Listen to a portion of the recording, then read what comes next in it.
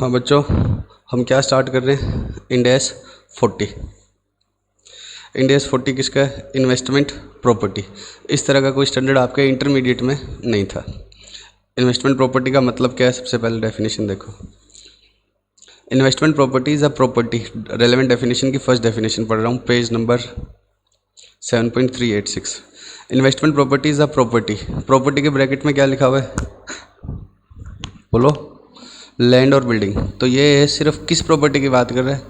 Land और building की।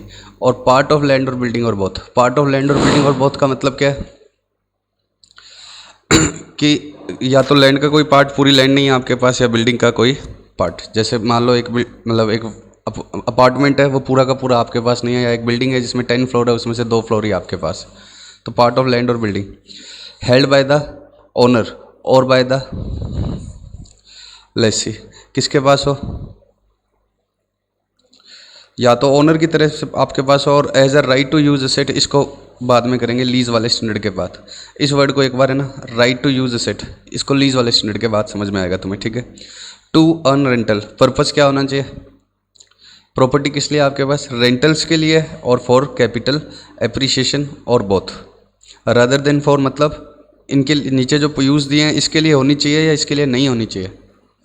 इसके लिए नहीं होनी चाहिए। ये नेगेटिव यूज़ है कि ये इसके लिए होगी तो इन्वेस्टमेंट प्रॉपर्टी नहीं होगी। यूज़ इन प्रोडक्शन और सप्लाई ऑफ गुड्स और सर्विसेज और एडमिनिस्ट्रेटिव पर्पस और sale in ordinary course of business. अब पहले सुनो बात। देखो, पुराने समय में इन्वेस्टमेंट का एएस था आपके पास इंटरमीडिएट में, AS 13, ठीक है। इसी में किसकी अकाउंटिंग हो जाती थी?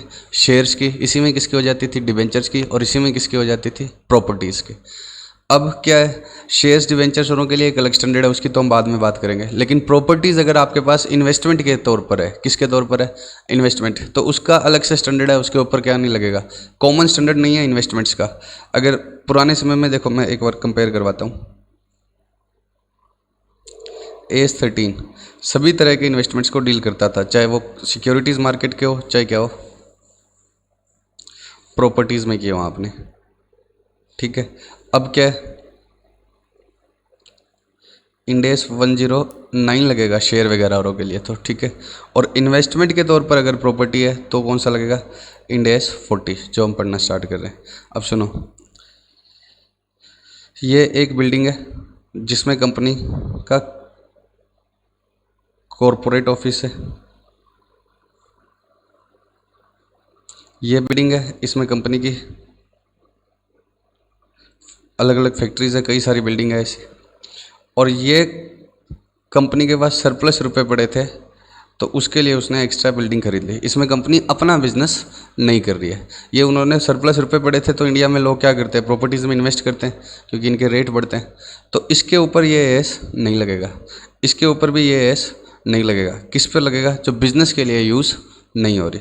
तो इन्वेस्टमेंट प्रॉपर्टी, और ये एस सिर्फ और सिर्फ किसकी इन्वेस्टमेंट्स की बात कर रहे हैं? प्रॉपर्टीज़ में इन्वेस्टमेंट की, शेयर मार्केट और उस तरह की इन्वेस्टमेंट्स की बात नहीं कर रहे।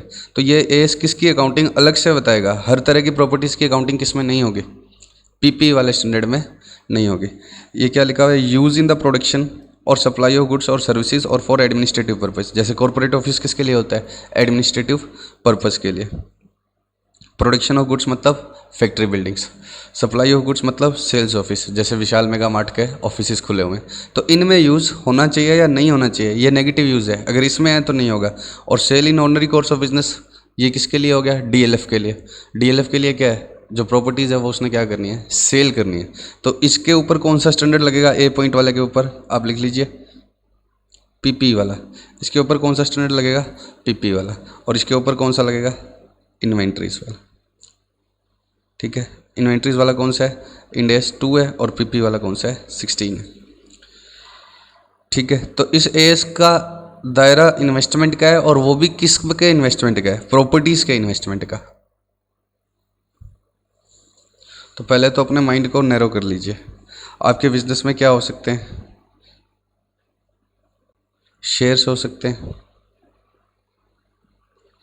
फर्नीचर हो सकते हैं, और तरह तरह की चीज़ें हो सकती है। और क्या हो सकती है? लैंड बिल्डिंग और बोथ, लैंड और बिल्डिंग और बोथ। तो यहाँ पर भी, इसके अंदर भी किस पर आ जाओ? किसके लिए? अगर यूज़ इन बिजनेस के लिए तो नहीं लगेगा। सेल है तो अभी तो हम एप्लीकेबिलिटी चेक कर रहे हैं, यूज़ इन बिजनेस के लिए है तो नहीं करेगा, फॉर सेल है तो भी नहीं लगेगा। इन दोनों पर ये स्टैंडर्ड नहीं लगेगा। किसके लिए होना चाहिए? इन्वेस्टमेंट तो एक जनरल पर्पज़ हो गया। डेफिनेशन में क्या लिखा हुआ है? फॉर अर्निंग रेंटल्स और फॉर कैपिटल एप्रिसिएशन और बोथ। तो आपने रेंट अर्न करने के लिए किया है या कैपिटल एप्रिसिएशन के लिए किया है, और क्या है? बोथ। तो आपका क्या है कि आपने प्रॉपर्टीज़ ले ली और उससे आपका अपने बिजनेस में यूज़ नहीं करना, क्या करना है? रेंट अर्न करना है, ठीक है। या क्या करना है? Capital appreciate. कैपिटल एप्रिशिएट का मतलब क्या होता है? ये महंगी होगी तो इसलिए रखा हुआ है। तो इन्वेस्टमेंट के तौर पर जो रखे हुए हैं आपने, ये नीचे लिख ही दिया इसने। Owner occupied property word use हुआ तो क्या होगा? Owner occupied property. Owner occupied property का मतलब क्या है? Property held by the owner और by the lessee as a right of use. देखो जब राइट ऑफ यूज़ सेट आए ना तो समझ लेना कि ये किसके पास होगा? लीज के बाद होगा। फॉर यूज इन प्रोडक्शन और supply of goods for admin purpose, यही वाला है। तो इसके ऊपर तो ये लगेगा नहीं। तो ये आगे बार बार ये लाइन नहीं लिखेगा, इसको लिखने में ये कहेगा कि ये ओनर ऑक्यूपाइड प्रॉपर्टी है, मतलब इन्वेस्टमेंट प्रॉपर्टी नहीं है। तो इतनी बड़ी लाइन ना लिखकर वो क्या लिख देगा? Owner occupied property. Fair value की डेफिनेशन इसने जो ली है वो 113 से लिया है। अभी हम इसको क्यों पढ़ें? जब इसमें वर्ड यूज़ होगा कि इसको फेयर वैल्यू पर मेजर करो या इसको कॉस्ट पर मेजर करो, तब हम पढ़ेंगे इन वर्ड्स को। बाकी डेफिनेशन नहीं पढ़ते, अभी हम सिर्फ क्या कर रहे हैं? एप्लीकेबिलिटी चेक कर रहे हैं, ठीक है। अब ऊपर स्कोप में पढ़ो, ये स्कोप वगैरह आते नहीं है लेकिन ये बता देते हैं कि ये इसमें करना क्या है। रिकॉग्निशन का मतलब हम एंट्री कब डालेंगे, रिकॉग्नाइज कब करेंगे। मेजरमेंट का मतलब एंट्री की अमाउंट क्या होगी। डिस्क्लोजर का मतलब नोट्स टू अकाउंट्स में क्या चीज़ें बताएंगे। किसका? सिर्फ इन्वेस्टमेंट प्रॉपर्टी का। ये किस पर अप्लाई नहीं होगा? Biological asset related to agricultural activities, mineral rights and mineral reserve such as oil, natural gas, similar non regenerative resources. देखो ये मेरे पास प्लांटेशन है, आपने एग्रीकल्चरल वाला स्टैंडर्ड कर लिया है क्या? नहीं किया। तो ये मेरे पास बहुत बड़ा प्लांटेशन है। अब जब फेयर वैल्यू या कोई वैल्यू निकलती है ना, तो किसकी निकलती है? आप इसको खरीदना चाहते हो तो आपको अलोंग विद लैंड ये खरीदने पड़ेंगे ट्रीज, अलग से तो खरीदेंगे नहीं। तो ये इसके ऊपर तो कभी लगेगा ही नहीं, ठीक है। इस चीज़ के ऊपर ये नहीं लगेगा। सिर्फ किस पार्ट के ऊपर लग सकता है? लैंड के ऊपर। तो ये तो क्लियर करने की जरूरत ही नहीं थी। बायोलॉजिकल एसेट अगर आप एग्रीकल्चर वाला स्टैंडर्ड पढ़ लोगे ना तब आपको पता लग जाएगा बायोलॉजिकल एसेट्स का मतलब क्या होता है, लिविंग प्लांट्स और एनिमल। तो उसके ऊपर नहीं लगेगा, ये क्लियर करने की जरूरत ही नहीं थी, इसका अलग से स्टैंडर्ड है। और मिनरल राइट्स और mineral reserve such as oil, natural gas, इसमें भी लैंड इन्वॉल्व होती है, ठीक है। लेकिन वो वैसे भी हमने कैपिटल एप्रिसिएशन के लिए थोड़ी रखे होते हैं, हमने तो किसके लिए रखे होते हैं? ये दोनों ही चीज़ें हमने कोई कैपिटल एप्रिसिएशन के लिए नहीं रखी होती, तो इसमें भी लैंड इन्वॉल्व होती है। तो इन चीज़ों पर ये स्टैंडर्ड नहीं लगेगा। इसका भी क्या है? अलग से क्या है? स्टैंडर्ड है, जो आपके फाइनल के सिलेबस में ही नहीं है इन चीज़ों के ऊपर वाला स्टैंडर्ड। तो ठीक है। फेयर वैल्यू और कॉस्ट की डेफिनेशन तो हम बाद में पढ़ेंगे जब ज़रूरत पड़ेगी। जब जहाँ पर देखो, मेरी बात सुनो,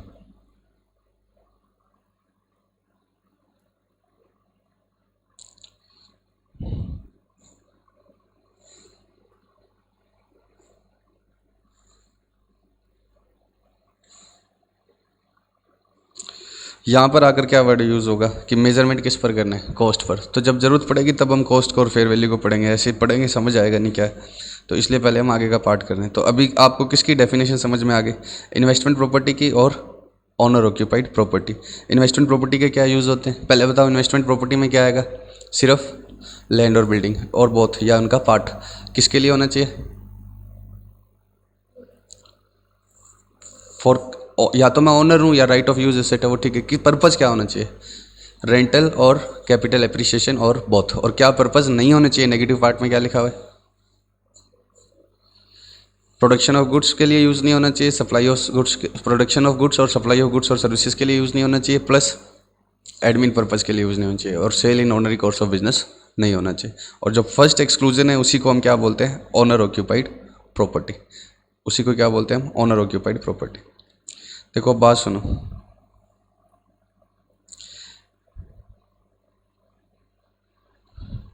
ये बिल्डिंग है एक और बिल्डिंग टू।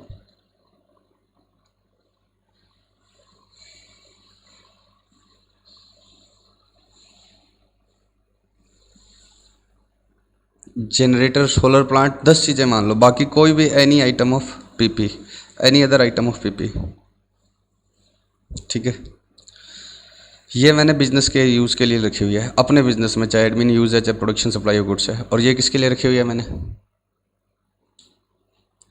कैपिटल एप्रिसिएशन या रेंटल। और ये जनरेटर मैंने अपने बिजनेस में यूज़ के लिए रखा हुआ है, और दूसरा जनसेट मैंने किसके लिए रखा हुआ है? रेंटल के पर्पज़ के लिए। कैपिटल एप्रिसिएशन तो क्या होता है, इनमें कमी होता है, लेकिन रेंटल पर्पज़ तो हो सकता है। इसके लिए कौन सा स्टैंडर्ड लगेगा? PPE। इसके लिए इन्वेस्टमेंट प्रॉपर्टी, इसके लिए PP, और इसके लिए भी PP, इसके लिए भी PP, क्योंकि इन्वेस्टमेंट प्रॉपर्टी के लिए ही अलग से स्टैंडर्ड है। बाकी कोई और चीज़ अगर आपने रेंटल्स के लिए भी रखी हुई है तो उसके लिए कोई अलग से स्टैंडर्ड नहीं है। बाकी कोई भी चीज़ आपने रेंटल के लिए रखी हुई है तो उसके लिए कोई से अलग से स्टैंडर्ड नहीं है। देखो बच्चों, जनरेटर तो मैंने ऐसे एग्जांपल लिख दिया। ये क्या हो सकता है? आपके पास एयरक्राफ्ट हो सकता है, आपके पास क्या हो सकता है? सोलर प्लांट हो सकता है, महंगी महंगी चीज़ें किराए पर जाती है, बुलडोजर हो सकते हैं। तो कुछ भी हो जो आपने रेंटल पर्पज़ के लिए भी रखे हुए हैं उन पर भी PP ही लगेगा। किस पर PP नहीं लगेगा? जो रेंटल पर्पज़ के लिए है, वो बिल्डिंग या लैंड या उसका पार्ट होना चाहिए, ठीक।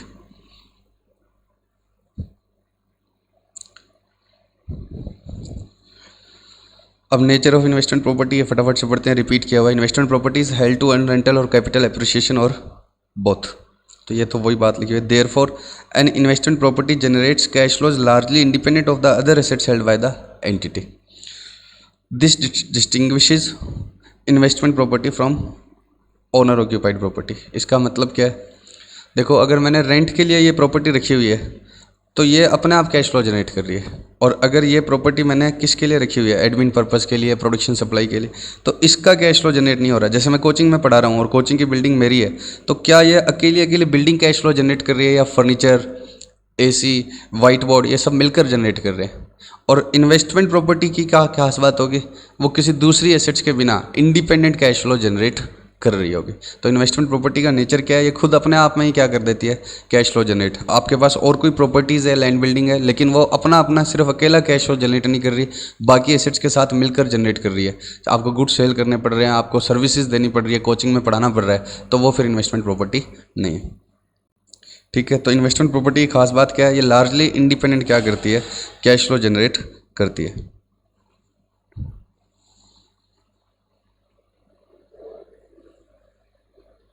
अब ये CGU के, इसका अलग CGU बन जाएगा, क्योंकि largely independent cash flow generate करती है। अगर आपको याद है इम्पेयरमेंट वाला स्टैंडर्ड, तो अगर कोई largely independent cash flow generate करती है तो इसका अलग से क्या बन सकता है? CGU।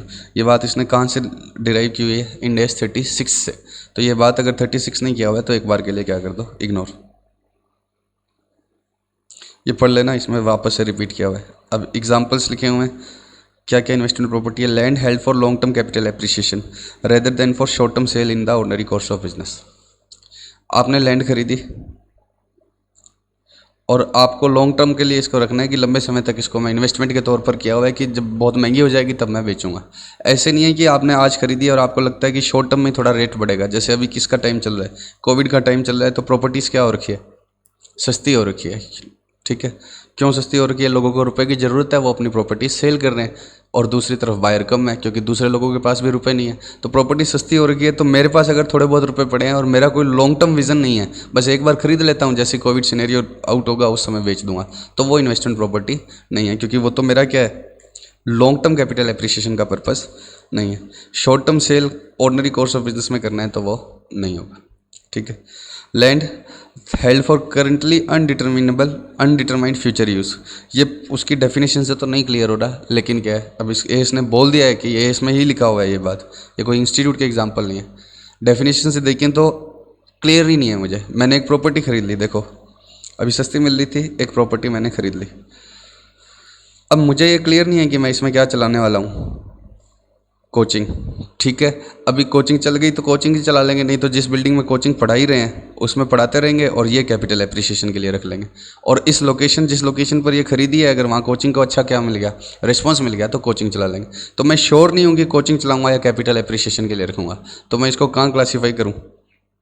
ये कह रहा है इन्वेस्टमेंट प्रॉपर्टी में ही क्लासीफाई करना, PP में क्लासीफाई नहीं करना। तो मुझे अभी क्या नहीं है, ये श्योर नहीं है कि मैं इसको कैसे रखूँगा, ओनर ऑक्यूपाइड प्रॉपर्टी की तरह से रखूँगा, इन्वेंट्री की तरह से रखूँगा, या कैपिटल एप्रिसिएशन की तरह से। तो जब क्लियर नहीं है तो आपको क्या मानना है, पीपी।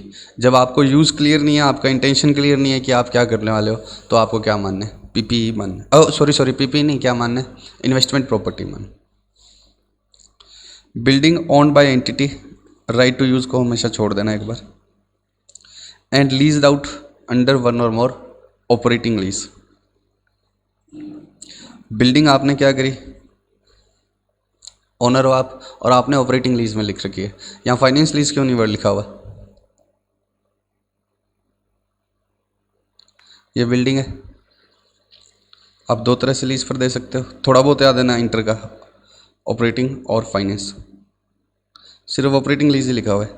देखो रेंटल के लिए दिया है तो यही है, तो ये तो इन्वेस्टमेंट प्रॉपर्टी है, बट फाइनेंस लीज क्यों नहीं लिखा, क्योंकि फाइनेंस लीज में तो लेसर अपनी प्रॉपर्टी को ही बुक से क्या कर देता है, हटा ही देता है, तो फिर वो एएस क्या लगाएगा, फिर तो वो property in effect actual substance ये होता है कि सामने वाले ने खरीदी, तो लेसर तो अपनी बुक से प्रॉपर्टी को हटा ही देता है। तो सिर्फ यहाँ पर क्या वर्ड लिखा हुआ है, ऑपरेटिंग लीज। ठीक है, building that is vacant but is held to be leased out under one और more operating lease. D point, इसका मतलब क्या है, अभी कोविड चल रहा है, शोरूम्स बंद हो गए, तो बहुत सारे मॉल्स वालों ने क्या कर दिया, मतलब उनकी बिल्डिंग्स खाली पड़ी हुई है, लेकिन उनका पर्पज़ आगे क्या है, वो पॉजिटिव आगे सब कुछ सही होगा तो आगे हमें क्या करना है, लीज पर ही देना है। तो भले ही खाली पड़ी है, अभी लीज पर नहीं दे पा रहे हो, लेकिन आपका पर्पज़ क्या है, लीज पर देने का। तो वो property that is being constructed और developed for future use as investment property. ये लैंड लिए, अभी इसके ऊपर कंस्ट्रक्शन कराऊंगा और फिर इसको किस पर दूंगा, किराए पर दूंगा। तो अभी ये बन रही है, ठीक है, तब भी क्या है, इन्वेस्टमेंट प्रॉपर्टी। ये कह रहा है कि ये चीज़ें इन्वेस्टमेंट प्रॉपर्टी नहीं है। पहला क्या है, देखो अभी एक क्लैरिफिकेशन है, property intended for sale in the ordinary course of business. समझ गए, आपने कोई भी प्रॉपर्टी खरीदी है with the view of subsequent disposal in near future, ठीक है, तो वो पीपी में ही सॉरी इन्वेंट्री में आएगी, वो इन्वेस्टमेंट प्रॉपर्टी में नहीं आएगी। ओनर ऑक्यूपाइड प्रॉपर्टी इंक्लूडिंग, अब ये ओनर ऑक्यूपाइड क्या है, property held for future use as owner occupied, मतलब ये लैंड खरीदी है, ये भी लैंड खरीदी है, इसको खरीद या बिल्डिंग ही खरीदी है, अभी किस में यूज़ नहीं कर रहा, कोचिंग में, लेकिन इन फ्यूचर किस में यूज़ करना है, कोचिंग में, तो क्या है, इन्वेस्टमेंट प्रॉपर्टी ही है। प्रॉपर्टी हेल्ड फॉर फ्यूचर, हो इन्वेस्टमेंट प्रॉपर्टी नहीं है, अगर फ्यूचर में कोचिंग में यूज़ करना है तो इन्वेस्टमेंट प्रॉपर्टी नहीं है। नेक्स्ट क्या है, property held for future development and subsequent use as owner occupied property. ये प्रॉपर्टी है और इस पर बिल्डिंग बनी हुई है, लेकिन इन फ्यूचर मुझे किस में यूज़ करना है, कोचिंग में। ऐसे ये प्रॉपर्टी है, अभी बिल्डिंग बनी नहीं हुई है, या बनी हुई है तो अभी उस लेवल की नहीं बनी हुई है कि कोचिंग में यूज़ कर सके, तो इसको डेवलप कर रहे हैं, लेकिन पर्पज़ आगे क्या है, कोचिंग यूज़ करना, तो फिर क्या है, इन्वेस्टमेंट प्रॉपर्टी नहीं है। देखो डिफरेंस क्या है इसमें, फर्स्ट में और सेकंड में, फर्स्ट में और सेकंड में डिफरेंस क्या है, ये अपने सीए की कोचिंग चल ही रही है, इधर हमने क्या करना है, एक 11th-12th की कोचिंग और स्टार्ट करनी है। तो मैंने दूसरी बिल्डिंग ले तो ली, लेकिन अभी कोरोना का टाइम चल रहा है तो स्टार्ट तो हो नहीं पा रही है, लेकिन पर्पज़ इसका क्या है, कोचिंग यूज़ ही, मतलब बिजनेस यूज़ ही, तो ये इन्वेस्टमेंट प्रॉपर्टी नहीं है। इधर ये कोरोना का टाइम नहीं है, ये सीए की कोचिंग चल ही रही है, अब दूसरी बिल्डिंग डेवलप कर रहे हैं, लेकिन किस लिए डेवलप कर रहे हैं, कोचिंग के लिए, तो उस पर स्टार्टिंग से ही पीपी लगेगा, ठीक है। Properties occupied by employees whether or not employees pay rent at market rates. देखो आप एम्प्लॉइज़ को क्यों देते हो प्रॉपर्टी, आपका पर्पज़ रेंट अर्न करना नहीं होता, भले ही आप रेंट लेते रहो, आपका पर्पज़ क्या होता है, एम्प्लॉइज़ का फेथ गेन करना या उसको सेटिस्फाई करना, ताकि वो हमारे लिए क्या करे, काम। तो वो अल्टीमेटली है क्या, बिजनेस यूज़ है, ना कि रेंटल अर्न करना है। रेलवे के पास क्वार्टर होते हैं, हालांकि रेलवे पे इंडेक्स नहीं लगेगा, गवर्नमेंट है, लेकिन जैसे बड़े बड़े टाटा और होते हैं, उनके पास क्या होती है, हाउसिंग कॉलोनी बना देते हैं, जहाँ पर इनकी फैक्ट्री होती है, आसपास क्या बना देते हैं, हाउसिंग कॉलोनी। पर्पज़ क्या होता है भाई, फैक्ट्रीज कहाँ बनाई जाती है,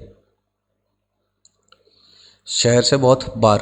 अब एम्प्लॉयज़ आते नहीं हैं, क्यों नहीं आते? हम रहेंगे कहाँ? फिर क्या है, प्रॉब्लम क्या है? हम आ भी जाएंगे तो हमारे बच्चे पढ़ेंगे कहाँ? तो एक बड़ी हाउसिंग कॉलोनी बनाई जाती है, हॉस्पिटल, स्कूल सब बना दिए जाते हैं, और एम्प्लॉयज़ को बोलते हैं कि तुम इसमें ही रह लो। अब टाटा चाहे एम्प्लॉय से रेंट ले चाहे ना ले, भले ही ये रेंट भी ले ले, तो भी इसका पर्पज़ रेंटल अर्न करना नहीं था। इसका पर्पज़ अपनी फैक्ट्री को स्मूथली चलाने के लिए कॉलोनी बनाई गई थी। तो एम्प्लॉयज़ चाहे रेंट दे रहे हैं चाहे नहीं दे रहे हैं, एम्प्लॉयज़ को अगर दी गई है तो इन्वेस्टमेंट प्रॉपर्टी में नहीं आएगा। Owner occupied property awaiting disposal, मतलब अब चाहे मेरा पर्पज़ क्या है, इसको बेचना है, लेकिन बेचना तो अलग अदरवाइज़ हो गया। ये बिल्डिंग थी, मैंने एक दूसरी बिल्डिंग, बढ़िया बिल्डिंग ले लिया, मैं बिज़नेस यहाँ पर करूँगा। पहले मैं इसमें कर रहा था, ये मैंने बढ़िया बना ली, मैं यहाँ पर करूँगा। तो अब मेरा इसको सेल करने का इरादा है, तो भले ही ये क्या नहीं रही, बिज़नेस में यूज़ नहीं रही, लेकिन इन्वेस्टमेंट प्रॉपर्टी थोड़ी बन गई। बिज़नेस में यूज़ करनी नहीं रही है, लेकिन इन्वेस्टमेंट प्रॉपर्टी तो तब भी नहीं है। तो ये एग्जांपल्स क्या कर लेना, लर्न कर लेना अच्छे से, क्योंकि इनसे केस स्टडी बना के वो पूछ सकते हैं। अब ये पढ़ लेना, रिपीट किया हुआ है। Property held for more than one purpose. अब कई बार क्या होता है, आपके दोनों ही पर्पज़ में यूज़ कर रहे होते हैं। दोनों पर्पज़ का मतलब क्या है? बिजनेस में भी और रेंटल पर्पज़ के लिए। In circumstances where property is held partly for capital appreciation और rental and partly for production supply of good services और admin purpose, two parts are accounted for separately. दोनों को क्या करना है? सेपरेटली अकाउंट फॉर करना है। If they could be sold और leased out separately under a finance lease. Separately दो बार लिख दिया। If they could be sold और leased out separately under finance lease. Finance lease में देखो, आप किसी को फाइनेंस लीज पर देते हो तो उसका मतलब क्या होता है? आपने प्रॉपर्टी सेल कर दिया, आप अपनी बुक से डी रिकॉग्नाइज करते हो और सामने वाला क्या करता है? रिकॉग्नाइज करते हैं।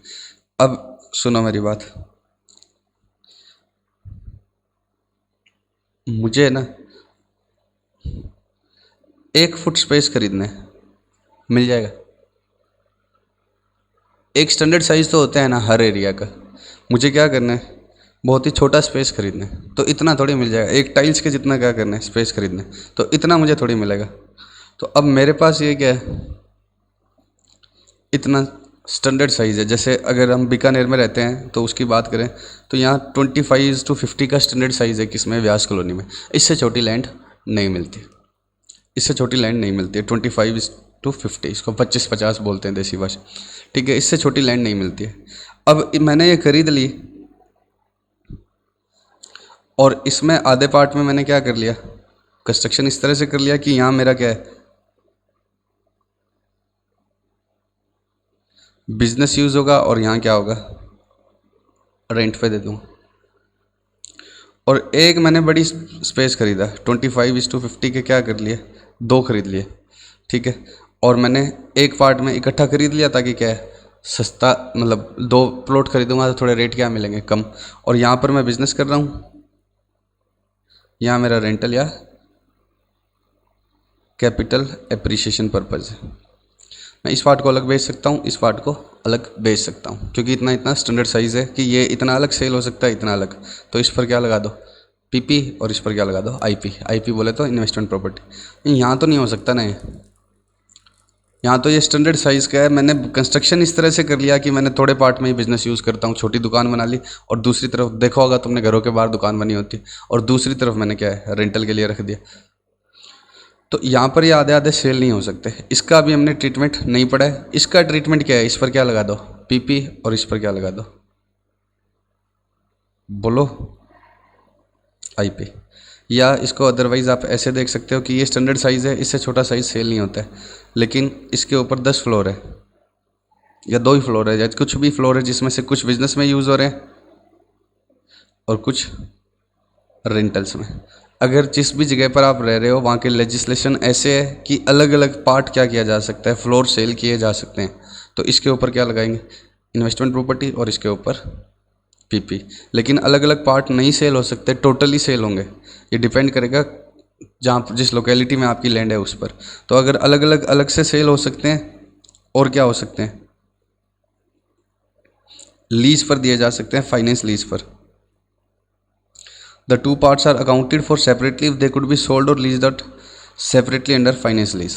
तो तब तो इनको सेपरेटली कर लो, लेकिन अगर ये अलग अलग हो ही नहीं सकते, if they could not be sold और leased out under a finance lease separately, the property is accounted for as investment property only if insignificant portion is held for production और सप्लाई ऑफ सर्विसेज और admin purpose. क्या कह रहे, बहुत छोटा सा काम क्या होना चाहिए, बिजनेस यूज़ वाला होना चाहिए। अगर ज़्यादा काम बिजनेस यूज़ वाला है तो नहीं होगा। अब इसके ऊपर कोई क्या नहीं है, स्ट्रेट जैकेट फॉर्मूला नहीं है कि 20% 30%। ये डिस्कशन भी हुआ था, लेकिन उस पर उन्होंने क्या कर दिया, ये इंडेस बनाते समय, इंडेस तो नहीं IFRS से कॉपी किया हुआ। IFRS बनाते समय क्या हुआ था, डिस्कशन भी हुआ था कि कोई ऐसे बता दिया जाए कि इनसिग्निफिकेंट कितना है ये। तो उस डिस्कशन के बाद उन्होंने लास्ट में बोला कि हार्ड एंड फास्ट रूल बना देंगे तो लोग क्या करेंगे, मैनिपुलेशन कर लेंगे। अभी मैं बताता हूँ कैसे। देखो ये जगह है पूरी मेरी, इतने से पार्ट में मैंने एक शॉप खोल रखी है और बाकी मैंने क्या कर रखी है, कैपिटल एप्रिसिएशन के लिए या रेंटल के लिए रखी हुई है। तो बड़ा इनसिग्निफिकेंट से पार्ट है तो मैं इन्वेस्टमेंट प्रॉपर्टी। हाँ शर्त क्या है, अलग अलग अगर सेल हो सकती है तब तो दिक्कत ही नहीं है। अगर अलग अलग सेल हो सकती है तो इस पर क्या लग जाएगा, PP, और इस पर क्या लग जाएगा, IP। लेकिन अलग अलग सेल नहीं हो सकती है, स्टैंडर्ड साइज है, जाएगी तो सारी जाएगी, अदरवाइज नहीं जाएगी। तो ये बड़ा इनसिग्निफिकेंट सा पोर्शन है, तो इस पर पूरे पर ही क्या लगा दो, IP लगा दो। अच्छा इतने पर शॉप है, मोर देन 50 नहीं लिया मैंने, ठीक है, मोर देन 50% पर शॉप नहीं है या बिजनेस एक्टिविटी नहीं है, लेकिन ये इनसिग्निफिकेंट तो नहीं बोला जा सकता। तो फिर इसके ऊपर IP नहीं लगेगा, फिर इसके ऊपर IP नहीं लगेगा। अब व्हाट इज़ इनसिग्निफिकेंट और व्हाट इज़ सिग्निफिकेंट ये नहीं दिया हुआ है किसके अंदर, इंडेस के अंदर या IFRS के अंदर जब बनाया। और ये अगर बोल देते ना हम 40% है तो लोग क्या करते, ये 30% सिग्निफिकेंट मान लिया जाएगा तो क्या होगा, लोग जो चाहिए ना, मुझे अगर क्या चाहिए, इन्वेस्टमेंट प्रॉपर्टी क्लासिफिकेशन चाहिए तो मैं जानबूझ के 29% तक कर लेता, ठीक है। या मुझे क्या चाहिए, PP चाहिए तो मैं जानबूझ के थोड़ा और एरिया किसमें दिखा देता, शॉप में। तो उन्होंने बोला कि अगर हमने कुछ कौन ऐसे क्या कर दिया, स्ट्रेट जैकेट फॉर्मूला दे दिया तो प्रॉब्लम हो जाएगी। ये डिस्कशन पेपर के अंदर लिखा हुआ है कि IFRS जो बनते हैं ना, इसके लिए क्या इशू किया जाता है, बेसिस ऑफ कंक्लूजन। जब भी IFRS बनते हैं तो उसके पीछे जस्टिफिकेशन के लिए IFRS बोर्ड क्या इशू करता है कि कोई भी कंक्लूजन किया है उसके पीछे बेसिस क्या था। तो उसमें लिखा हुआ है कि अगर स्ट्रेट जैकेट फॉर्मूला दे देंगे तो दिक्कत हो जाएगी। तो बस इनसिग्निफिकेंट और सिग्निफिकेंट सब्जेक्टिव मैटर होगा। अब डिस्क्लोजर में पूछेगा ये,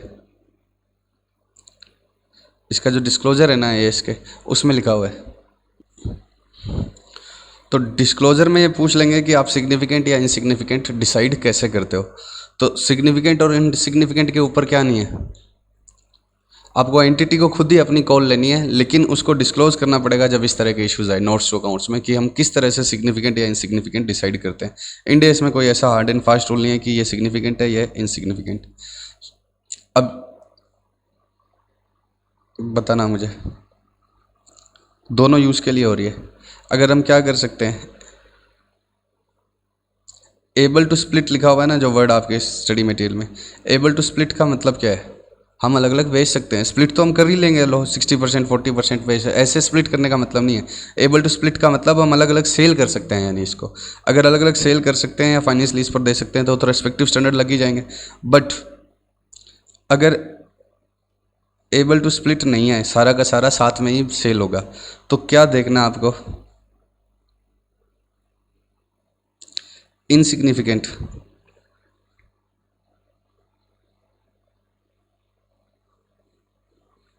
क्या है, बिजनेस यूज है, तब IP लगा देना। अब मैं सिग्निफिकेंट बिजनेस यूज की बजाय क्या वर्ड यूज करूंगा, more than insignificant business use है, तब क्या लगेगा, IP नहीं लगेगा, तब PP लगेगा। सिग्निफिकेंट का मतलब तो क्या हो जाता है, 80% 90% बिजनेस यूज हो। मैं कहता हूँ कि मान लो कि मेरी एंटिटी में मैंने डिसाइड कर लिया कि 30% तक मैं इनसिग्निफिकेंट मानता हूँ, ठीक है। तो मोर देन इनसिग्निफिकेंट यूज़ भी अगर बिजनेस का है ना, देखो सिग्निफिकेंट बिजनेस यूज़ मतलब क्या हो गया, बहुत ज़्यादा, ऐसा नहीं कह रहा ये। इनसिग्निफिकेंट बिजनेस यूज़ है तब क्या है, आईपी लगा दो, और इनसिग्निफिकेंट से ज़्यादा बिजनेस यूज़ है तो आईपी नहीं लगाना। वो ये नहीं कह रहा कि सिग्निफिकेंट यूज़ ही बिजनेस में होना चाहिए तब आईपी नहीं लगाना। ठीक, एग्जाम्पल नंबर 1 पर आते हैं। Sun Limited owns a building having 15 floors, जिसमें से 5 पर क्या है उसका ऑफिस है और 10 क्या है leased out.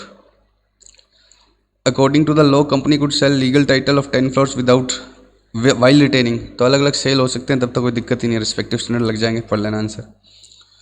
Moon limited uses 35% of office floor space of building as its head office. It leases remaining 65% to tenants, but it is unable to sell the tenant space or to enter into finance lease related solely to it. तो ये क्या कह रहे हैं, 35 तो office space कर दिया building का हेडक्वार्टर और 65% लीज पर है, लेकिन अलग अलग नहीं हो सकता है। Therefore the company should not classify the property as investment property. Property को इन्वेस्टमेंट प्रॉपर्टी नहीं मानना। क्यों नहीं मानना? 35% को क्या मान रहा है, सिग्निफिकेंट।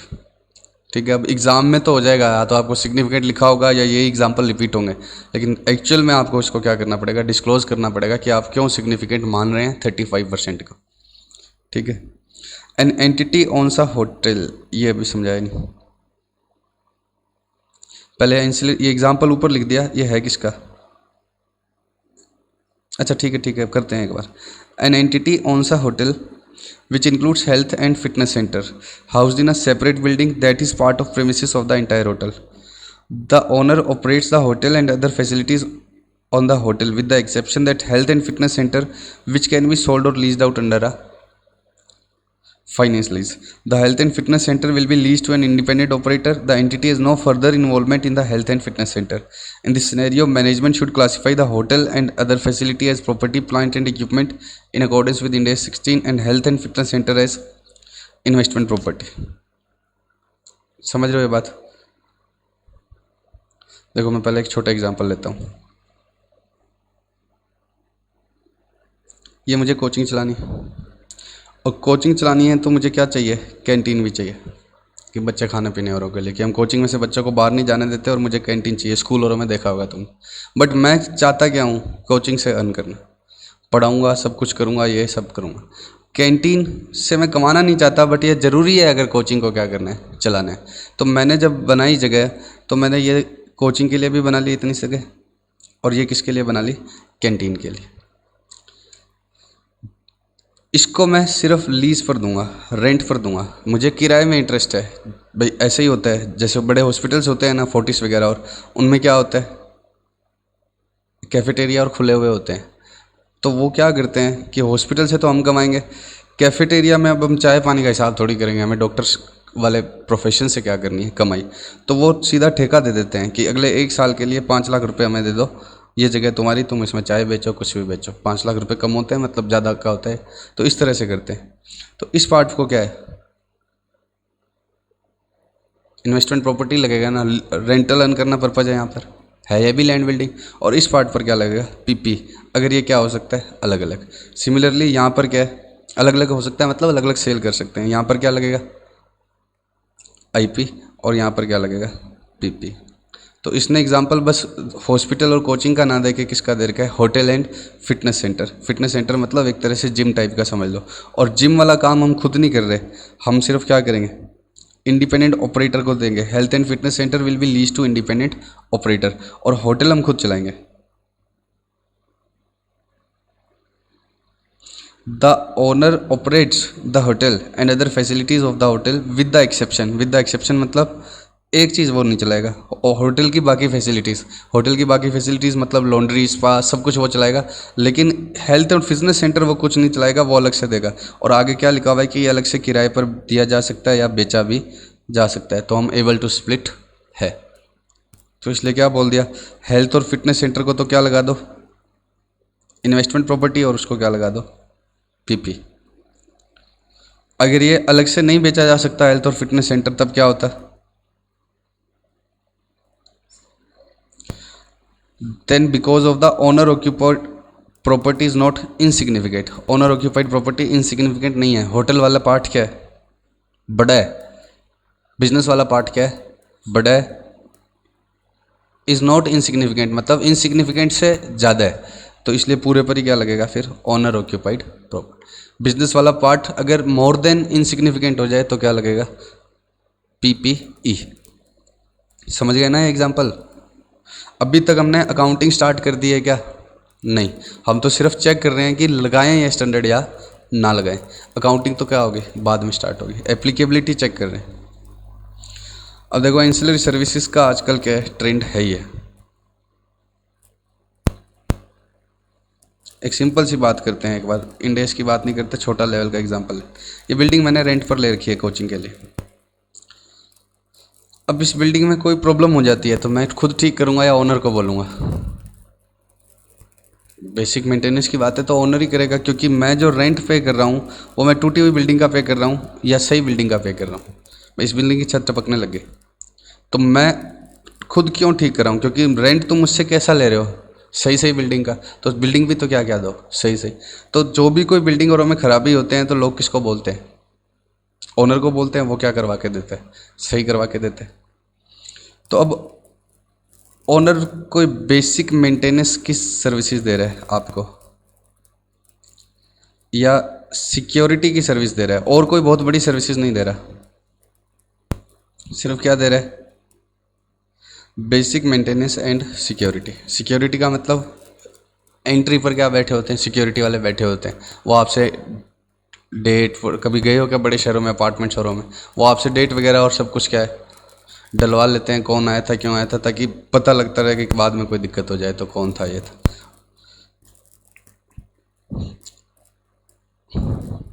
ये एक अपार्टमेंट बनाया मैंने बड़े शहरों में, मुझे इसको क्या देना है, रेंट पर देना है। मुझे इसको किस पर देना है, रेंट पर। मेरा पर्पज़ क्या है, रेंट पर देना, ना कि क्या है कोई और बिजनेस करना, ठीक है। अब इसको जब रेंट पर देना है तो एक इधर बिल्कुल ग्राउंड फ्लोर पर एक क्या होता है, सिक्योरिटी वाले बैठे होते हैं। वो क्या करते रहते हैं, हर आने जाने वाले का रिकॉर्ड रखते रहते हैं, और इसकी लिफ्ट विफ्ट सही रहनी चाहिए, तो वो तो मेरी है ना हेडेक। दे मैंने रेंट पर रखा है, फ्लैट बेचे नहीं हुए, बेच ही दिए तो फिर मेरी बुक में रहेंगे ही नहीं। रेंट पे दे रखे हैं मैंने, लिफ्ट का, कॉमन एरिया की मेंटेनेंस, ये सब मैं कर देता। सेकेंड एग्जांपल लेता हूँ, मैंने होटल खोला, रूम तो इसके भी रेंट पर देने, यहाँ भी रूम तो इसके भी क्या देने, रेंट पर। लेकिन यहाँ पर एंसिलरी सर्विसेज बहुत है, जैसे वेटर आ जाएगा, हाथों हाथ तुम्हारे फ़ोन करते हैं, जैसे तुम्हारे होटल के रूम की क्लीनिंग की जिम्मेदारी भी तो किसकी होगी, मेरी होगी। तुम्हारे होटल के रूम के बेड साफ़ करने की जिम्मेदारी मेरी होगी, उसकी चादरों की जिम्मेदारी, नहाने के लिए जो सामान चाहिए वो सारा का सारा सब कुछ क्या है, मैं ही तो मेंटेन दे रहा हूँ, ठीक है। टीवी है, एसी है, फ्रिज है, खाली कोई रूम का रेंट थोड़ी ले रहा हूँ। यहाँ पर मैं सिर्फ प्रॉपर्टी का रेंट ले रहा हूँ। हाँ, थोड़ी बहुत सर्विस इसमें भी देनी पड़ रही है। सिक्योरिटी ये अकेला अपने लिए नीचे सिक्योरिटी थोड़ी रख लेगा, तो इन सब के लिए मैंने, ये तो एक जनरल ट्रेंड है कि अगर आप बड़े बड़े अपार्टमेंट्स, बड़े बड़े वेयर हाउस, अब जैसे ये है, यहाँ पर बहुत सारे वेयर हाउस बने हुए हैं, 3-4 बनाए मैंने, और इधर ये एंट्री है, तो यहाँ पर एक सिक्योरिटी डिपार्टमेंट तो किसका होगा, ओनर का ही। हाँ, आगे वो वेयर हाउस में कुछ काम नहीं करते, सामने वालों को क्या कहते हैं, तुम मेंटेन करो, तुम जानो, तुम्हारा काम जाने, हमें तो साल का किराया दे दो। तो ये मैंने किसके लिए बना रखे हैं, किराए के लिए। ये मैंने किसके लिए बना रखे हैं, किराए के लिए। लेकिन सिक्योरिटी सर्विस तो देनी पड़ेगी ना, या इसमें कोई ख़राबी हो जाए तो उसको मेंटेन करवा के तो देना ही पड़ेगा। और कोई बहुत बड़ी सर्विसेज मैं नहीं दे रहा। इन फ्लैट्स में कोई प्रॉब्लम आ जाए तो वो मुझे सही करवा के देनी पड़ेगी, ठीक है, लेकिन सिक्योरिटी सर्विस देनी पड़ेगी, और कोई मैं सर्विस थोड़ी दे रहा हूँ। लेकिन होटल पर जाओगे तो क्या होगा, यहाँ पर तो बहुत सारी एक्स्ट्रा सर्विसेज, तो होटल वाला यहाँ पर भी रेंटल पर्पज़ है, लेकिन क्या है, एंसिलरी सर्विसेज बहुत सारी है। और एग्जांपल लेता हूँ,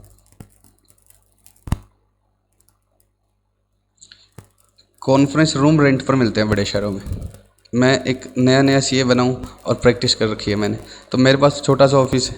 अब मुझे रिलायंस वालों का कोई काम आ रहा है, उनके लोगों से मिलना है, तो मैं उनको इस ऑफिस में बुलाऊंगा तो वो क्या होंगे, वैसे ही डिनाई कर देंगे। चाहे मेरे पास कितना भी टैलेंट है, कितना भी अच्छा काम कर दूँ, वो कहेंगे ये तो छोटा है। तो मैंने किस में बुलाया उनको, एक कॉन्फ्रेंस रूम किराए पर लिया। उस कॉन्फ्रेंस रूम में क्या होता है, राउंड टेबल लगी होती है, सबके चारों तरफ लैपटॉप होते हैं, इधर प्रोजेक्टर लगा होता है, मैं इधर बैठ कर सिखाऊंगा, दिखाऊंगा उनको, ये स्लाइड्स आगे से आगे करूँगा, वो उनके लैपटॉप पर भी दिखती रहेगी। तो पर्पज़ तो इस कॉन्फ्रेंस रूम वाले का भी रेंटल का है, लेकिन इसने प्रोजेक्टर और तरह तरह की 10 सर्विसेज और दी है। ऑडिटोरियम्स किराए पर मिलते हैं बड़े शहरों में, ठीक है, ऑडिटोरियम्स में भी पर्पज़ रेंटल का है, लेकिन उसमें 10 सर्विसेज और है। तो अब क्या माने कि किस तरह से क्लासीफाई करें कि ये इन्वेस्टमेंट प्रॉपर्टी माने या पीपीई माने, इसके ऊपर हम गाइडेंस पढ़ने जा रहे हैं।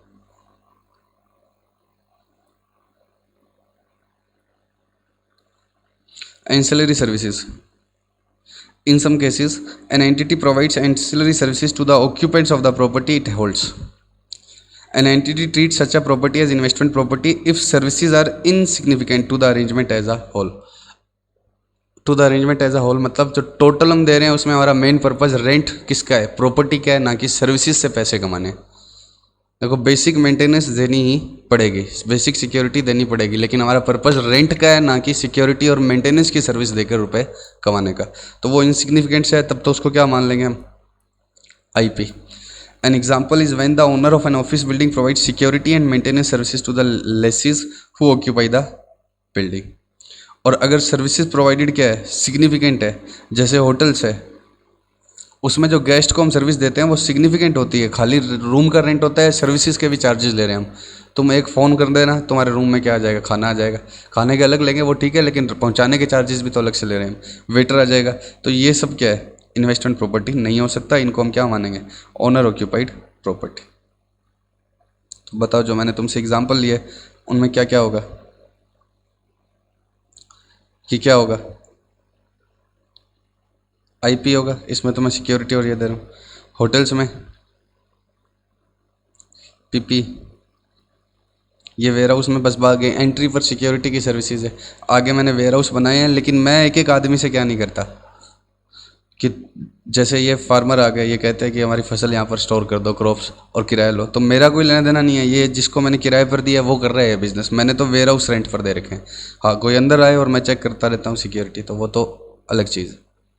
तो ये क्या है, investment property. Conference room investment property नहीं हो सकता, ऑडिटोरियम इन्वेस्टमेंट प्रॉपर्टी नहीं हो सकता, इनमें एसी वेसी 10 चीज़ों के, क्लीनिंग और सब चीज़ों के क्या होते हैं, प्रोजेक्टर के किराए जुड़े हुए होते हैं।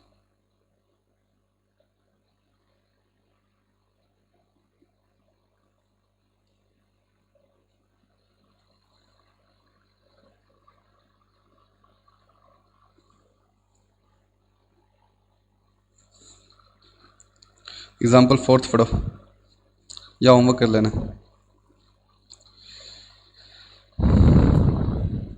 अब ये टॉपिक स्टार्ट कर रहे हैं हम।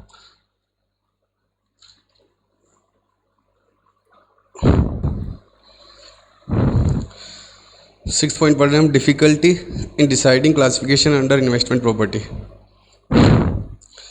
It may be difficult to determine whether ancillary services are significant that a property does not classify as investment property. For example, the owner of a hotel sometimes transfers some responsibilities to a third party under a management contract. The terms of such contract vary widely. At the one end of spectrum, the owner's position may in substance be that of passive investor. At the other end of spectrum, the owner may simply have outsourced day-to-day functions while retaining significant exposure to variation in cash flow generated by the operations of the hotel. मतलब मैंने hotel की property बना दी,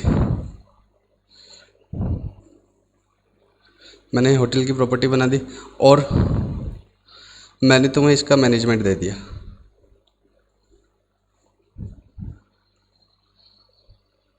तुम ही manage करो, तुम ही customer को लाओ, तुम ही उनके रुपए रखो, सब कुछ तुम रखो, मुझे मेरा क्या दे दो, प्रॉपर्टी का रेंटल दे दो 1 CR साल का, ठीक है, जो कुछ भी हो सकता है। और आगे साफ़ सफाई की जिम्मेदारी तुम्हारी, जो भी वेटर चाहिए वो तुम्हें रखने, कस्टमर से कैसे डीलिंग करनी है, रिसेप्शन पे कौन रहेगा, वो सैलरी तुम्हारी, तुम बस मुझे क्या कर दो, इस प्रॉपर्टी का क्या दे दो, रेंट। तो मेरी पोजीशन सिर्फ किसके जैसी है, पैसिव इन्वेस्टर की है। इस होटल में जो अर्निंग होती है उसकी वेरिएबिलिटी से मैं एक्सपोज नहीं हो रहा, इस होटल के कैश फ्लो से मैं एक्सपोज नहीं हो रहा। दूसरा क्या होता है, ये होटल है, इसका कुछ काम मैंने क्या कर दिया, आउटसोर्स। कुछ काम आउटसोर्स करने का मतलब क्या है, जैसे हाउसकीपिंग का काम आउटसोर्स कर दिया, कि साफ़ सफाई करने वाले लोग बाहर के आएंगे, मैं उसके टेंशन में नहीं जाऊंगा, साफ़ सफाई करने वाले लोग बाहर के आएंगे, डेली आकर रूम साफ़ करके चले जाएंगे, ठीक है। या किचन का काम क्या कर दिया, आउटसोर्स कर दिया। तो ऐसा भी हो सकता है कि मैंने पार्ट ऑफ द फंक्शंस क्या कर रहे हैं, आउटसोर्स। और ऐसा भी हो सकता है कि मैंने पूरा का पूरा ही। तो अगर मेरी पैसिव, अब इसमें डिफ़िकल्टी आएगी कि मैं क्या मानूँ, कि मैं यहाँ पर क्या है, ये सारी सर्विसेज तो मैंने आउटसोर्स कर दी, मैं तो सिर्फ अल्टीमेटली तो क्या कमा पा रहा हूँ, होटल का ही रेंट ही कमा पा रहा, रेंट ही तो कमा पा रहा हूँ, कि किचन में मैं कोई रेवेन्यू नहीं लेता, या मैंने मैनेजमेंट का सारा कुछ ही आउटसोर्स कर दिया। तो इस पर डिफ़िकल्टी आएगी, ये फर्स्ट पैराग्राफ में लिखा, आप डिसाइड कैसे करेंगे हम देखते हैं। वापस से पढ़ रहा हूँ first paragraph.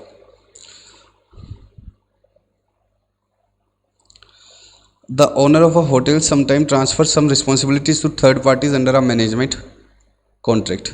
The terms of such contract vary widely. अलग अलग तरह से होते हैं।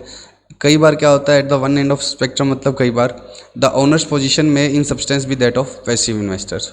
जैसे मैंने पहले एग्जांपल दिया था, तो मैनेजमेंट देखो, मुझे मेरा किराया दे दो, पैसिव इन्वेस्टर हूँ मैं। और दूसरे में क्या होता है, simply outsource day to day functions while retaining significant exposure to the variation. जैसे होटल में कस्टमर कम आए तो मेरा होगा ना, चाहे किचन का मैंने आउटसोर्स कर भी दिया, लेकिन क्या है, कस्टमर्स कम आए तो वो तो मेरा ही एक्सपोजर रहा ना। तो अब कैसे डिसाइड करें कि एंसिलरी सर्विसेज कितनी क्या है। Judgement is needed to develop whether a property qualifies as investment property. मुझे जजमेंट लगाना पड़ेगा। An entity develops criteria so that it can exercise the judgement consistently in accordance with the definition of investment property and related guidance as discussed above. The standard requires entity to disclose this criteria. आपको ये criteria क्या करने पड़ेंगे, disclose करने पड़ेंगे। तो आपको खुद ही जजमेंट लेना पड़ेगा। हम हार्ड एंड फास्ट रूल जैसे क्या था उसमें नहीं बना रहे थे, किसके अंदर, कि आधा पार्ट किराए पर है और आधा पार्ट क्या बिजनेस ऑक्यूपाइड है। तो इसमें भी हम क्या नहीं कर रहे, कोई हार्ड एंड फास्ट रूल नहीं बना रहे कि कितने एक्सटेंट तक की एंसिलरी सर्विस तक हम पीपी मानेंगे, इससे ज़्यादा एंसिलरी सर्विस होगी तो हम सॉरी इतने तक की एंसिलरी सर्विस रहेगी तो हम इन्वेस्टमेंट प्रॉपर्टी मानेंगे, इससे ज़्यादा एंसिलरी सर्विस होगी तो हम क्या मानने लग जाएंगे, पीपी मानने लग जाएंगे, या ओनर ऑक्यूपाइड प्रॉपर्टी। तो ऐसा हम कुछ नहीं कर रहे, आपको ही क्राइटेरिया डेवलप करना पड़ेगा और उसको आपको क्या करना पड़ेगा, डिस्क्लोज भी करना पड़ेगा। तो देखो, ये तो आपके दिल से आवाज़ आएगी कि हम किराया कमाना चाहते हैं या होटल के रेवेन्यू कमाना चाहते हैं। अगर आपका दिल क्या कहता है, आप होटल के रेवेन्यू कमाना चाहते हैं, होटल बिजनेस अच्छा चला तो मेरी कमाई अच्छी होगी, होटल बुरा चला तो मेरी कमाई बुरी होगी, मेरा एक्सपोजर किस में है, होटल्स के कैश फ्लो में, तब वो पीपी है। और मैं किराया कमाना चाहता हूँ, सामने वाला होटल अच्छा चले बुरा चले तो क्या है, होटल अच्छा चले बुरा चले मुझे कोई फ़र्क नहीं पड़ता, तब वो फिर क्या है, आईपी है। तो वो फिर क्या है, आईपी। आपको ये बताना पड़ेगा। इस पैराग्राफ को एक बार मैं रोक रहा हूँ। 103 को बिजनेस कॉम्बिनेशन अमेलगमेशन जैसा सा स्टैंडर्ड है, इससे रिलेटेड है, तो जब 103 हो जाएगा तब हम पढ़ता करेंगे, ठीक है। या थोड़ा बहुत मैं अभी समझाऊंगा, थोड़ा बहुत आगे समझ में आएगा, ठीक है। ये अभी करते हैं, 2 मिनट रुक जाओ, इस पैराग्राफ को प्रॉपर कब समझ में आएगा 103 के बाद।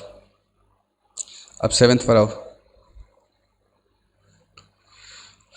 Property leased to other group members, treatment of same asset differently in the individual financial statement and CFS।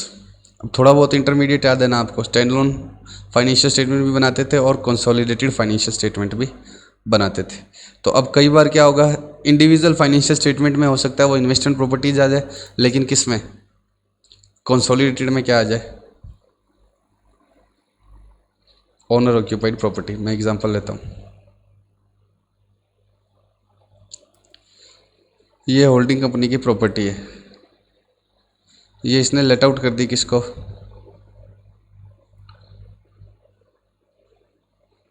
Subsidiary को। इसने किसको लेट आउट कर दी, सब्सिडरी को। तो होल्डिंग जब अपने सेपरेट फाइनेंशियल स्टेटमेंट बनाएगी तो क्या होगा, ये प्रॉपर्टी किसकी तरह से है, आईपी की तरह से। और सब्सिडरी इसमें क्या कर रही है, business.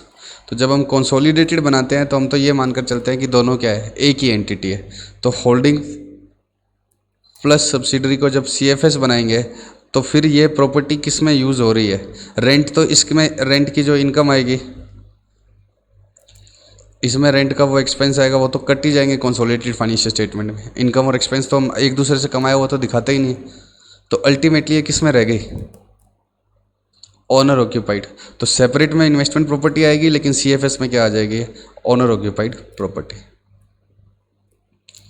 In some cases an entity owns property that is lease to or occupied by its parent or another subsidiary.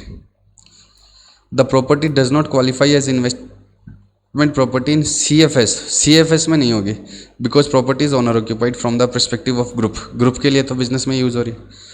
However from the perspective of the entity that owns it, मैंने example क्या लिया, property किसकी थी, holding की। अगर property subsidiary की होती तो सब्सिडरी में क्या होता, आईपी। सब्सिडरी के लिए इन्वेस्टमेंट प्रॉपर्टी होता, तो जिसने भी ओन कर रखी है उसके लिए तो आईपी आ जाएगा। और ग्रुप में क्या आ जाएगा, ग्रुप मतलब कंसोलिडेटेड फाइनेंशियल स्टेटमेंट में क्या आ जाएगा, बिजनेस ऑक्यूपाइड प्रॉपर्टी या ओनर ऑक्यूपाइड प्रॉपर्टी। अब ये टेबुलर समराइजेशन है, ये सारा का सारा आप पढ़ोगे, ठीक है। इसमें से 8th मत पढ़ना, investment property held for sale 105 के बाद समझ में आएगा तुम्हें, 105 के बिना ये नहीं समझ में आएगा। 3rd मत समझना, जहाँ जहाँ right to use word use हुआ हो ना, वो वाले मत करना, ये लीजिए से रिलेटेड, ठीक है। बाकी ये 3 के अलावा सारे पढ़ लेना। अब इस पर आते हैं, ये जो छोड़ा है, judgement is also required to determine whether the acquisition of investment property is acquisition of asset or group of asset or business combination within the scope of 103। तो जब आप खरीदते हैं इन्वेस्टमेंट प्रॉपर्टी, तो आपने बिजनेस खरीदा या property खरीदी है, ये डिसाइड करने के लिए भी जजमेंट चाहिए। सुनो मेरी बात, थोड़ी सी अकाउंटिंग क्या होती है समझनी पड़ेगी, तभी ये पैराग्राफ समझ में आएगा।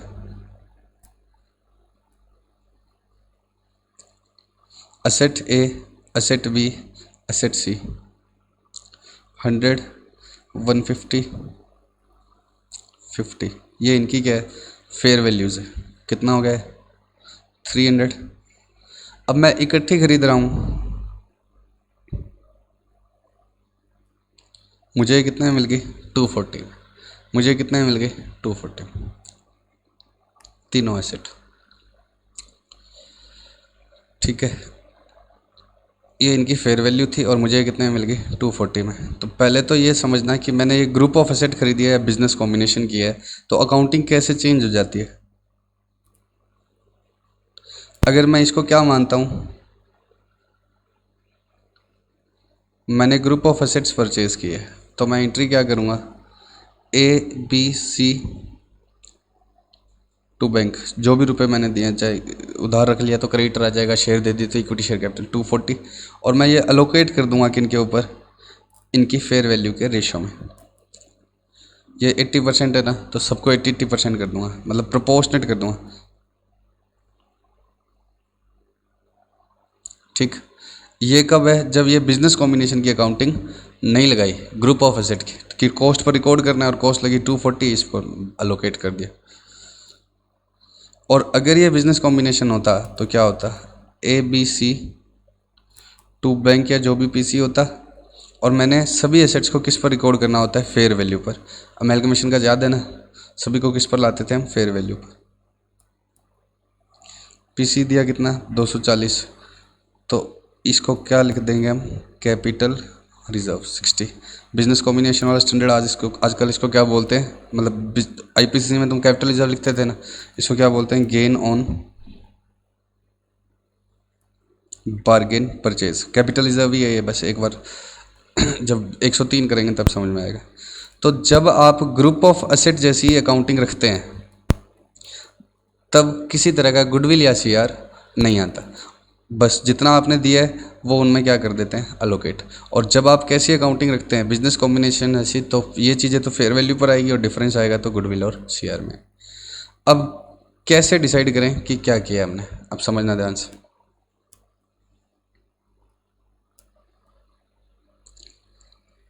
एक होटल खरीदा है आपने, उसके अंदर क्या क्या एसेट्स आ जाएंगे? फर्नीचर भी आएगा, बिल्डिंग लैंड भी आएगी, जेन सेट भी आ जाएगा, हज़ारों तरह की चीज़ें आ जाएगी। आपने एक अपार्टमेंट परचेज किया, उसमें क्या है, बहुत सारी बिल्डिंग्स तो आएगी आएगी, प्लस क्या आएगा, पार्किंग एरिया, लिफ्ट। यहाँ आप बिजनेस नहीं कर रहे हो, ठीक है, आपने आगे क्या करना है, रेंट पर देना है। तो आप क्या बोलोगे, मैंने ग्रुप ऑफ एसेट खरीदी है। आपने आगे क्या करना है, रेंट पर ही देना है। और यहाँ आप आगे होटल का क्या करने वाले हो, बिजनेस करने वाले हो। तो अगर आपने बिजनेस खरीदा है तभी कौन सा स्टैंडर्ड लगेगा, बिजनेस कॉम्बिनेशन वाला। यहाँ आपने अगर ये चलता बिजनेस खरीदा है और इसके अंदर ही क्या आ गई, लैंड और बिल्डिंग आ गई, तो फिर कौन सा स्टैंडर्ड लगेगा, बिजनेस कॉम्बिनेशन वाला। भले ही क्या है बीच में इसको क्या है, किराए पर जाएंगे, और यहाँ पर क्या है, ये भी किराए पर जाएंगे, लेकिन आपने बिजनेस की तरह से नहीं खरीदा है, खरीदा आगे क्या है, कैपिटल एप्रिसिएशन या रेंटल के पर्पज से खरीदा है, तब कौन सा लगेगा, इसके ऊपर रिस्पेक्टिव इन्वेस्टमेंट प्रॉपर्टी वाला स्टैंडर्ड लग जाएगा। और ये कॉस्ट पर एलोकेट हो जाएंगे सभी चीज़ें, क्या होगी, मतलब कौन सी अकाउंटिंग करेंगे हम, ये वाली, अगर बिजनेस नहीं है तो। और अगर बिजनेस ही है आगे रेंटल वाला तो क्या है, तो यहाँ पर क्या है, इसका ये बिजनेस है, किस चीज़ का, रेंट पर देने का भी क्या है, बिजनेस है। तो यहाँ पर बिजनेस कॉम्बिनेशन वाली अकाउंटिंग लगाऊंगा, चाहे मैंने प्रॉपर्टी खरीदी है। और यहाँ पर भी मैंने प्रॉपर्टी खरीदी है, लेकिन यहाँ मैं बिजनेस नहीं कर रहा किसका, रेंटल का, तो क्या होगा, मैं आईपी वाली अकाउंटिंग लगाऊंगा प्रॉपर्टी वाले पार्ट पर। अभी सुनो, ये तो मैंने अलग अलग ले लिया बिल्कुल ही। अब मैं एक ही चीज़ करता हूँ, दोनों बार एक ही चीज़ बेचूंगा, और एक बार कहूँगा इस पर बिजनेस कॉम्बिनेशन लगेगा और इस पर क्या लगेगा। ये एक मॉल है, इसमें बहुत सारी छोटी छोटी क्या है, शॉप है। यहाँ पर भी मॉल है, इसमें भी बहुत सारी छोटी छोटी शॉप है, एक जैसी है, ठीक है। ये मैंने परचेज़ किया है, इसमें मेरा पर्पज़ क्या है, टेनेंट मैं खुद ढूंढूंगा, ठीक है, शॉर्ट टर्म एग्रीमेंट करूंगा। शॉर्ट टर्म एग्रीमेंट क्यों करते हैं, क्योंकि कल को रेंट ज़्यादा हो जाए तो हम हाथों हाथ उनको हटाकर दूसरा टेनेंट बदल लें। शॉर्ट टर्म एग्रीमेंट क्या करते, कौन से लोग शॉर्ट टर्म एग्रीमेंट करते हैं, जिनको आगे क्या करना होता है, बिजनेस करना होता है किराए का ही, कि कल को रेंट प्रॉपर्टीज़ के क्या हो जाए, बढ़ जाए तो क्या होगा, मैं मतलब चेंज कर पाऊँ, शॉर्ट टर्म एग्रीमेंट करूँगा। एक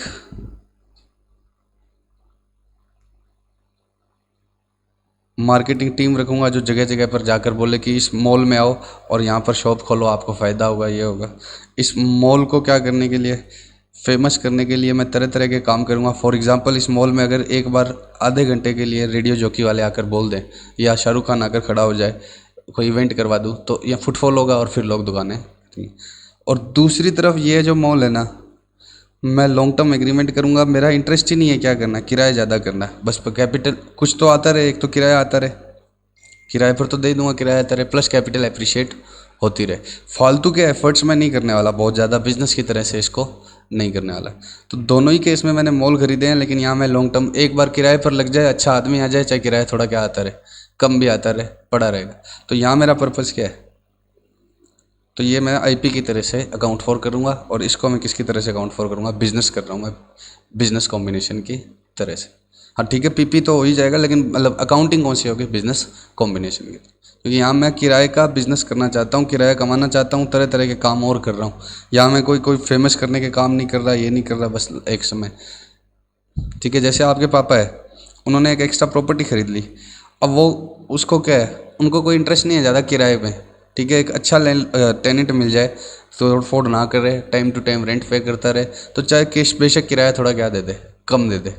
और दूसरी तरफ क्या है, तुम्हारे पापा का इंटरेस्ट किस में है, रेंट में है, 2 महीने का एग्रीमेंट कर भगा दिया, फिर दूसरा ले आए महंगे वाला, तो वो अलग टाइप का हो, वो किराए का क्या हो गया, बिजनेस हो पक्का। बाकी ये बात किसके बाद समझ में आएगी, 103 के बाद ही समझ आएगी। उसमें खुद में 103 में एग्जाम्पल लिखे हुए हैं, 103 में क्या लिखे हुए हैं, एग्जाम्पल लिखे हुए हैं।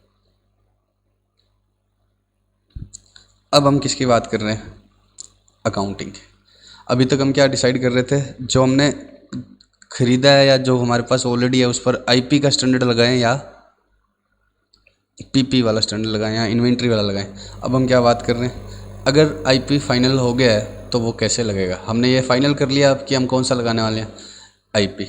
अब आईपी फाइनल हो गया है तो हम कौन सा स्टैंडर्ड लगाने वाले हैं? एन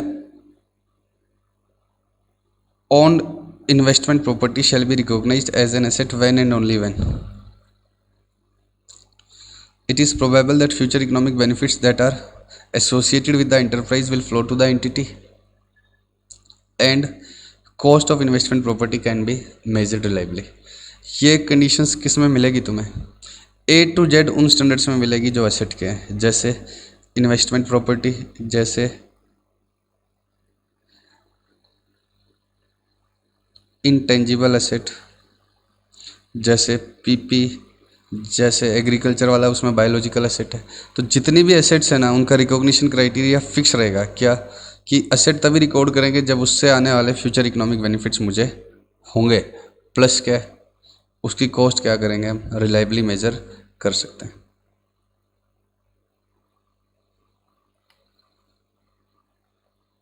देखो एसेट की डेफिनेशन ही क्या होती है? Asset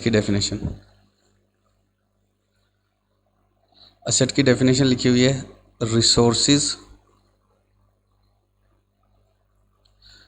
control by entity. Resources जो मेरे क्या है कंट्रोल में, from which future economic benefits are expected to flow to entity, जिससे मुझे क्या है फ्यूचर बेनिफिट्स एक्सपेक्टेड है। कंट्रोल का मतलब क्या होता है? मैं उसका यूज़ कर सकता हूँ और दूसरे को यूज़ करने से रोक सकता हूँ। कंट्रोल का मतलब मैं बेनिफिट ले सकता हूँ और दूसरे को बेनिफिट लेने से रोक सकता हूँ। और फ्यूचर इकोनॉमिक बेनिफिट्स किसी भी फॉर्म में हो सकते हैं। मेरा रेवेन्यू बढ़ जाएगा, मेरी कॉस्ट कम हो जाएगी। अब बताओ, ये सड़क है बीकानेर की, यहाँ हमारी कोचिंग है। मैंने इस सड़क को बनाने में कुछ भी नहीं किया। बच्चे आते हैं, कोचिंग में पढ़ते हैं और चले जाते हैं। ये सड़क ना होती तो शायद मेरा कोचिंग का रेवेन्यू इतना नहीं होता। तो क्या है सड़क ऐसे रिकॉर्ड कर लूँ? फ्यूचर इकोनॉमिक बेनिफिट्स तो मुझे बीकानेर की हर स्ट्रीट लाइट से भी है, फिर ऐसे तो हर चीज़ से ही बेनिफिट है। तो ये जो सरकारी चीज़ें हैं इन सबसे मुझे बेनिफिट तो है, लेकिन नहीं कर सकता क्योंकि ये मेरे कंट्रोल में नहीं है। कंट्रोल होने का मतलब क्या है? आप रोक सकते हो, दूसरों को क्या रोक थोड़ी सकता हूँ। ठीक है, मुझे बेनिफिट मिलेंगे लेकिन मैं दूसरों को थोड़ी रोक सकता हूँ। तो असेट की डेफिनेशन ही क्या है कि एक तो कंट्रोल होना चाहिए और एक क्या होना चाहिए? Future economic benefits. अब ये कंट्रोल का मतलब ओनरशिप से नहीं होता है।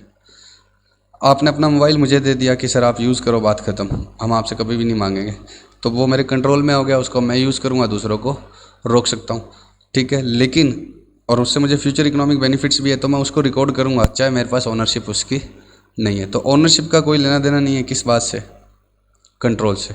तो ओनरशिप से कोई लेना देना नहीं है मुझे।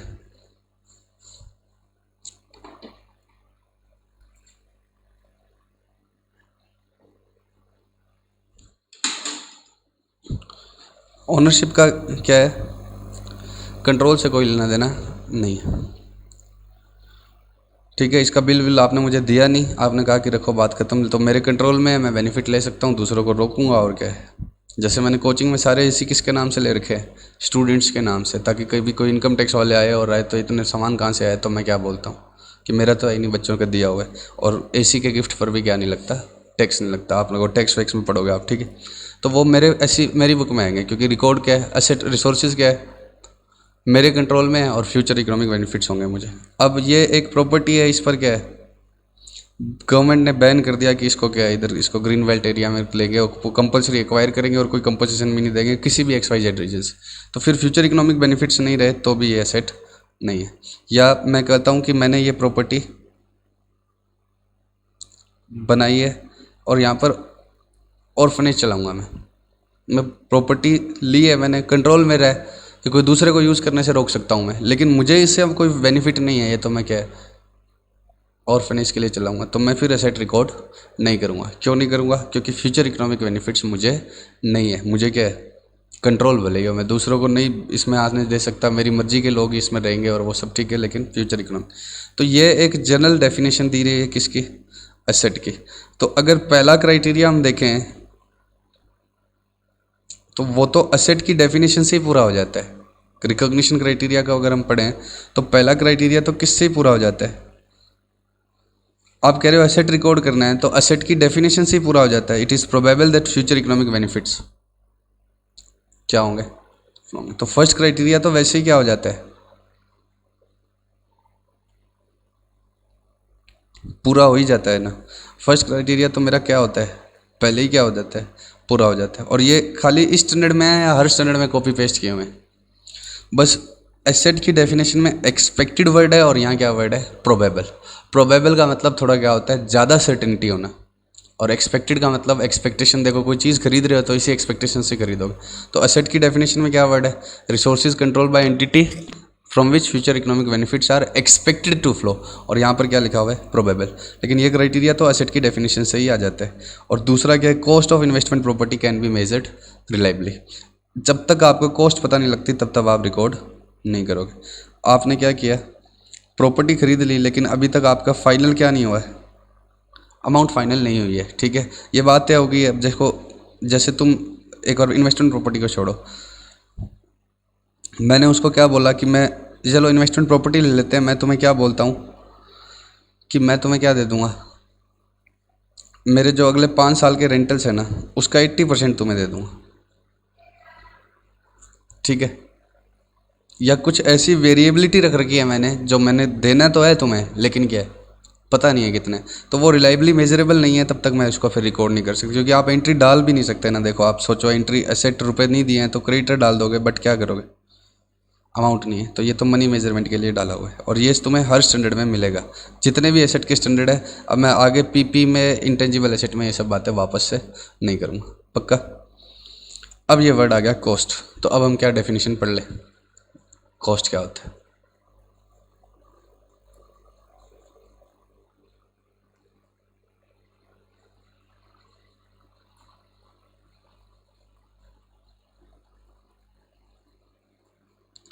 कॉस्ट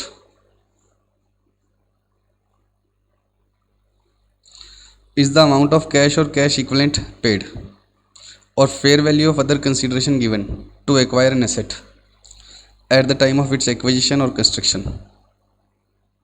आगे पढ़ता हूँ अभी, पहले इतना। कैश और cash equivalents paid. Cash equivalents का मतलब जिनको हम कैश के बराबर ही मानते हैं। मैंने आपसे इन्वेस्टमेंट प्रॉपर्टी खरीदी, बदले में अपना प्लेन दे दिया, तो कैन प्लेन भी consider as cash equivalent?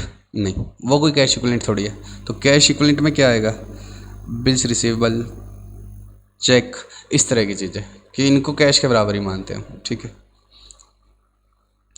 Fair value of consideration given, given word को अंडरलाइन कर लो, टू एक्वायर और कंस्ट्रक्ट द प्रॉपर्टी। अब समझना, ये investment property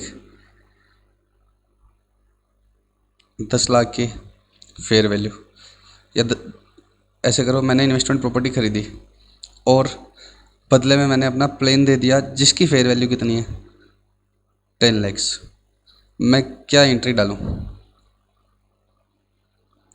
investment property to plane, ये कितने पर आएगा, 10 लाख। मुझे इसकी fair value is not cost. देखो वो कह रहे हैं कॉस्ट पर मेजर, अच्छा अभी बताया ही नहीं है ना कॉस्ट पर मेजर करनी। एक मिनट रुको, ये तो कॉस्ट रिलायबली मेजरेबल होनी चाहिए। इन्वेस्टमेंट प्रॉपर्टी मेजर किस पर करनी है, cost per. Investment property major किस पर करनी है, कॉस्ट पर। इनिशियली जैसे ही आपके पास आएगी ना, तो वो किस पर मेजर करनी है, कॉस्ट पर। तो भले ही उसकी फेयर वैल्यू कुछ भी हो, मुझे किस पर लाना है, कॉस्ट पर। मैं एक छोटा एग्जांपल लेता हूँ, तुम हो आयुषी और मैं हूँ प्रशांत महेश्वरी। तुमने अच्छे पैसे कमा लिए, तुम्हारे पास से मैंने एक प्रॉपर्टी खरीदी, इन्वेस्टमेंट प्रॉपर्टी। वैसे तो इसकी फेयर वैल्यू कितने की है,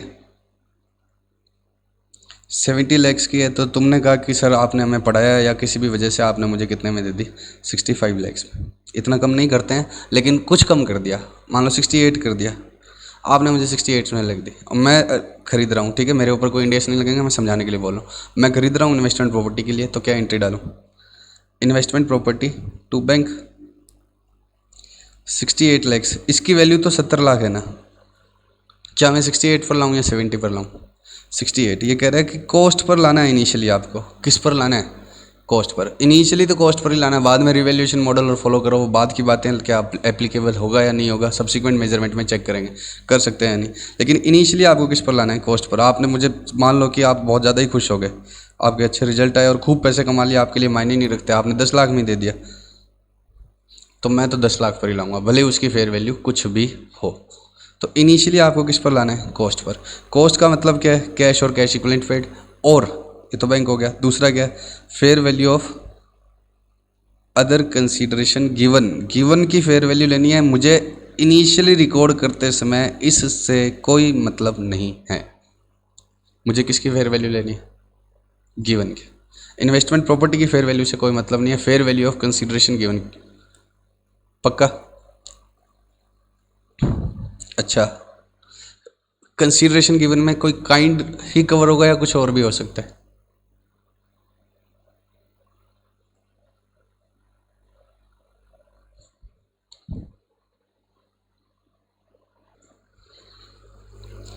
बताओ। सेकंड केस क्या है? ये तो मैंने कैश में खरीदा। Fair value of other consideration given का मतलब क्या है? इसका मतलब केवल काइंड नहीं है, आप सोचो कि प्लेन दिया है या बदले में कुछ दिया है। इसका मतलब सर्विस भी हो सकता है। मैंने तुम्हें सर्विस दी, लीगल सर्विसेज दी, तुमने मुझे प्रॉपर्टी दे दी और वो मेरे लिए इन्वेस्टमेंट प्रॉपर्टी की तरह से है, तो उस सर्विस की क्या लेनी पड़ेगी?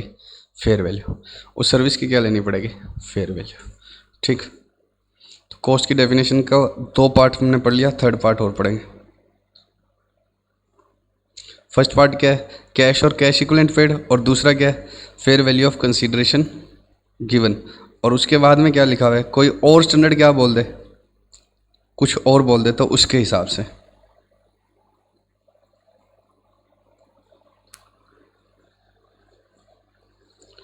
और where applicable the amount attributed to that asset when initially recognised in accordance with the specific requirement of other Ind AS. अगर कोई और इंडेस कुछ और बोलता है। अच्छा, पहले ये कॉस्ट की डेफिनेशन भी है ना, ये भी किस में लिखी हुई है? इन्वेस्टमेंट प्रॉपर्टी के अलावा पीपी में भी कॉस्ट पर रिकॉग्नाइज करना है तो उस पर भी यही बात लिखी हुई है, या इंटेंजिबल एसेट है उसमें भी यही बात लिखी हुई है, initially recognised in accordance with the specific requirement of other Ind AS. अब इसमें जो एग्जांपल लिखा हुआ है वही बता देता हूँ, बहुत जगह मैं आपको आगे आगे बताऊंगा कि ये इंडेस कहता है कि इसको इस पर रिकॉर्ड करो। ये इसॉप्स वाला स्टैंडर्ड याद है? बताओ, याद है क्या? 102। मैं बताता हूँ 102 में क्या लिखा हुआ है। शेयर बेस्ड पेमेंट है उसका नाम। शेयर बेस्ड पेमेंट का मतलब इसमें सिर्फ एम्प्लॉयज़ को देने से नहीं है, कि एम्प्लॉयज़ का नहीं है, उसमें आप किसी भी चीज़ के लिए शेयर दे दो तो वो स्टैंडर्ड लगेगा। तो जैसे मैंने इन्वेस्टमेंट प्रॉपर्टी खरीदी और बदले में क्या दिए? शेयर दिए। तो इस स्टैंडर्ड में क्या लिखा हुआ है? हमें क्या लेना है? Fair value of investment property लेना है। Fair value of investment property लेना है, इक्विटी शेयर की फेयर वैल्यू के हिसाब से नहीं करना है। इस स्टैंडर्ड में लिखा हुआ है तो ये उल्टा हो गया ना। बाकी में जैसे मैंने बोला कि देना, देखना क्या है हमें? Fair value of consideration given. Cost का मतलब क्या है? कॉस्ट का पहला मतलब क्या है? मैं इसको 2-3 पार्ट में लिख देता हूँ।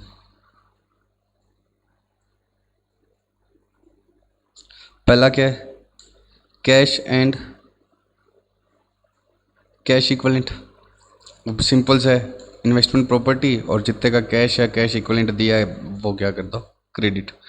तो जितना ये दिया है उस पर ये आ जाएगी। सेकंड क्या है? Fair value of other consideration given. इसका मतलब भी क्या है? इन्वेस्टमेंट प्रॉपर्टी टू, मैंने क्या दिया? एयरक्राफ्ट दे दिया, तो एयरक्राफ्ट की क्या आएगी? फेयर वैल्यू यहाँ पर आएगी। लेकिन ये कह रहा है कि कोई और स्टैंडर्ड कुछ बोले तो फिर अदर स्टैंडर्ड के हिसाब से जाना है। और अदर स्टैंडर्ड में 102 क्या बोलता है? अगर आप क्या कर रहे हो, कोई भी असेट खरीद रहे हो और बदले में क्या दे रहे हो? शेयर दे रहे हो, तो इनकी जो वैल्यू होती है ना मार्केट प्राइस, उसमें तरह तरह के मैनिपुलेशन होते हैं। आज शेयर जो चल रहा है क्या पता उस कंपनी में उतनी वर्थ हो भी या नहीं हो। तो इसलिए वो कहता है इसकी फेयर वैल्यू पर नहीं लेना है। किसकी फेयर वैल्यू पर लेना है? असेट की फेयर वैल्यू पर। तो असेट की फेयर वैल्यू 15 लाख है, तो इधर भी क्या लेना? 15 लाख। अब फेस वैल्यू कम ज़्यादा है तो बाकी किस में चला जाएगा? प्रीमियम में। लेकिन यहाँ अदर स्टैंडर्ड खुद क्या बोलता है कि जो चीज़ आई उसकी फेयर वैल्यू पर लेना है, जो चीज़ आई उसकी फेयर वैल्यू पर ही लेना है। या बिजनेस कॉम्बिनेशन में अगर इन्वेस्टमेंट प्रॉपर्टी आ जाती है, बिजनेस कॉम्बिनेशन में अगर इन्वेस्टमेंट प्रॉपर्टी आ जाती है तो इन्वेस्टमेंट प्रॉपर्टी के आगे क्या लिखोगे आप? Fair value. तो अदर स्टैंडर्ड बहुत जगह किसकी बात कर देते हैं, क्योंकि बिजनेस कॉम्बिनेशन में देखो मैंने 50 चीज़ें खरीदी, उसमें से एक चीज़ क्या आ गई? Investment property. और बदले में पीसी तो उन 50 के लिए दिया, तो इसके लिए कितना दिया मेरे को क्या पता। तो बिजनेस कॉम्बिनेशन वाला स्टैंडर्ड क्या बोलता है, इसके आगे क्या लिखनी है? Fair value. तो अदर स्टैंडर्ड कुछ बोलेंगे जिस पर रिकॉर्ड करने के लिए, तो वो क्या आएगी? उस पर आएगी। गवर्नमेंट ग्रांट में मेरे पास क्या आ गया? इन्वेस्टमेंट प्रॉपर्टी आ गया। तो गवर्नमेंट ग्रांट वाला जिस तरह से मुझे गाइड करेगा उसके हिसाब से आएगा। अब गवर्नमेंट ग्रांट थोड़ी पढ़ेंगे बीच बीच में, लेकिन बहुत सारे ऐसे स्टैंडर्ड है जो क्या कहते हैं कि इस पर रिकॉर्ड करो, इस पर रिकॉर्ड करो। तो अदर स्टैंडर्ड कुछ बोलेंगे तो उसके हिसाब से ले लेंगे।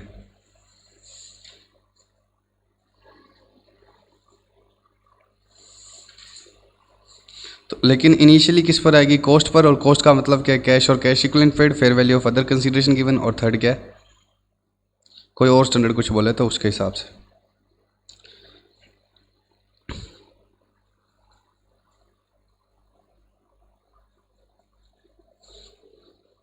सब्सिक्वेंट कॉस्ट और रिप्लेसमेंट कॉस्ट को कल पढ़ते हैं।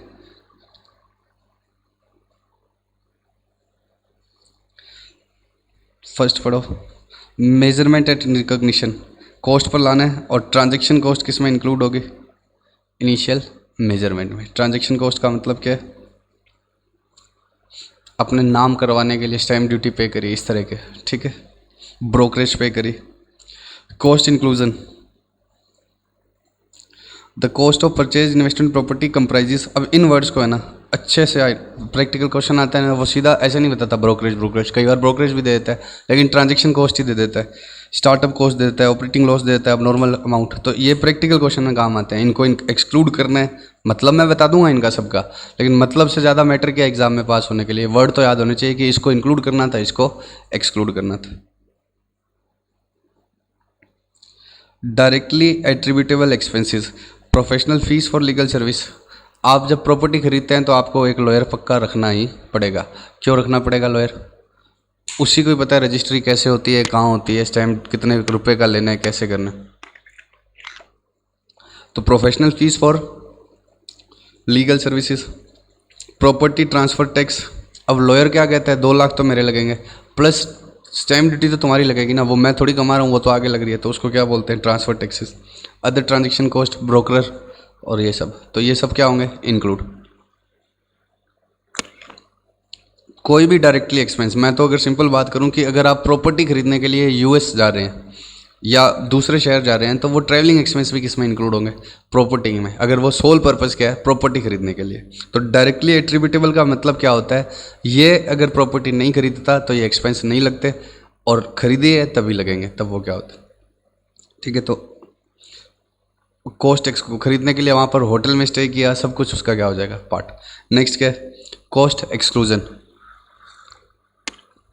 कॉस्ट एक्सक्लूजन का मतलब क्या है? ये चीज़ें कॉस्ट का पार्ट नहीं होगी।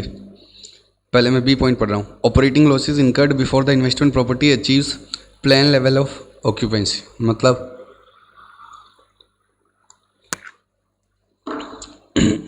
सॉरी,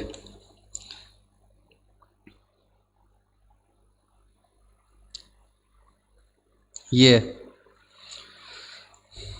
इसके मेंटेनेंस के क्या लगते हैं? या एक काम कर लेते हैं, मॉल है मेरे पास, तो इसके मेंटेनेंस के तो एक्सपेंस लगते ही रहेंगे ना। इलेक्ट्रिसिटी बिल, कॉमन एरिया की लाइट और तो मुझे जला कर रखनी पड़ेगी, या वो कॉम्प्लेक्स भी है तो कॉमन एरिया में डार्कनेस थोड़ी रहनी चाहिए, कोई ऊपर जाएगा अंधेरे में, वैसे फिर वो जगह किराए पर नहीं लगेगा।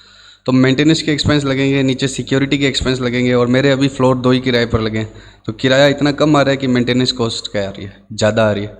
तो मेरे रेवेन्यू आया स्टार्टिंग के में, प्लान लेवल ऑफ ऑक्यूपेंसी तो मेरे सारे फ्लोर ही है, या मैं चाहता हूँ 70-80% तो कम से कम क्या रहे, ऑक्यूपाइड ही रहे। लेकिन अभी स्टार्टिंग में इतना फेमस नहीं है, तो रेवेन्यू आया 100 और एक्सपेंस कितने हो गए 150, तो मैंने 50 रुपये किसकी कॉस्ट में जोड़ दिए, इन्वेस्टमेंट प्रॉपर्टी की कॉस्ट में जोड़ दिए।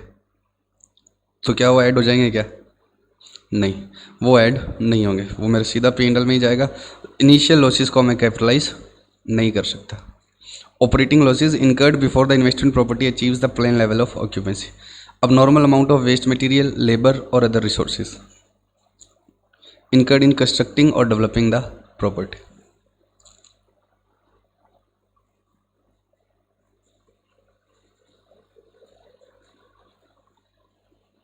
मैंने लेबर से बात कर ली कि आपको क्या है, मार्च, अप्रैल, मई, जून, जुलाई में मैं फिक्स सैलरी दे दूंगा, ठीक, और आपको ये कंस्ट्रक्शन करना है, पर मंथ फिक्स सैलरी दे दूंगा। अब अप्रैल और मई में कोरोना आ गया तो कंस्ट्रक्शन रुक गया, वो कह रहे हमें तो सैलरी दो, वो तो मुझे देनी पड़ेगी, सैलरी वेजेस जो भी वर्ड बोलोगे आप, वो हमें तो देनी पड़ेगी, और मेरा ये अगस्त सितंबर तक चला गया, तो आगे की जो लगी, लेकिन ये 2 महीने की जो वेजेस लग गई वो क्या है, कहाँ जाएगी, P&L टू बैंक, और बाकी वेजेस कहाँ जाएगी, इन्वेस्टमेंट प्रॉपर्टी टू बैंक। ये किसका एग्जांपल दिया मैंने, अब नॉर्मल अमाउंट ऑफ लेबर। किसका एग्जांपल दिया, अब नॉर्मल अमाउंट ऑफ लेबर। मैं बिल्डिंग बना रहा था, इन्वेस्टमेंट प्रॉपर्टी बना रहा था। अब ये दीवार, जैसे आपने देखा होगा रूफ कैसे बनती है, नीचे बहुत सारे क्या है पिलर खड़े कर दिए जाते हैं, और जब ये रूफ मैच्योर हो जाती है तब ये पिलर हटा दिए जाते हैं, पकड़ी मतलब अदरवाइज गिर जाएगी। अब किसी की गलती से ये पिलर हट गए और ये रूफ वापस नीचे गिर गए, तो हम वापस बना लेंगे, वो ठीक है, लेकिन इस रूफ का जो मटेरियल लगा था वो दोबारा और लगाना पड़ेगा, वो तो दोबारा और लगाना पड़ेगा, तो मटेरियल तो 2 बार लग गया, तो पहले वाला मटेरियल P&L में जाएगा, IP में डेबिट नहीं होगा, क्योंकि वो अब नॉर्मल अमाउंट है। वो क्या है, अब normal amount of wasted material है।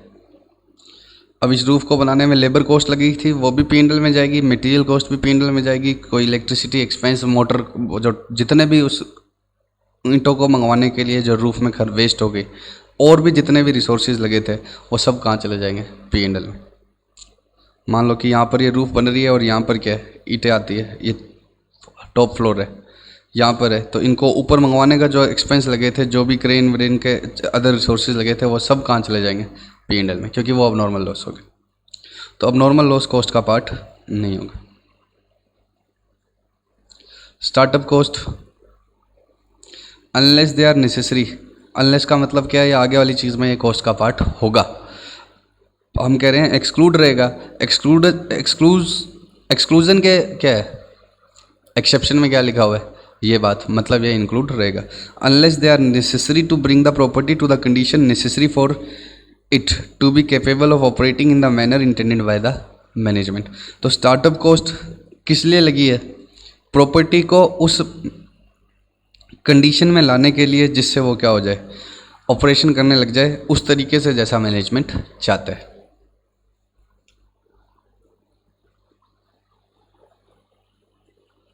प्रॉपर्टी स्टार्ट करनी है अब इसके लिए मुझे कुछ लीगल परमिशन चाहिए।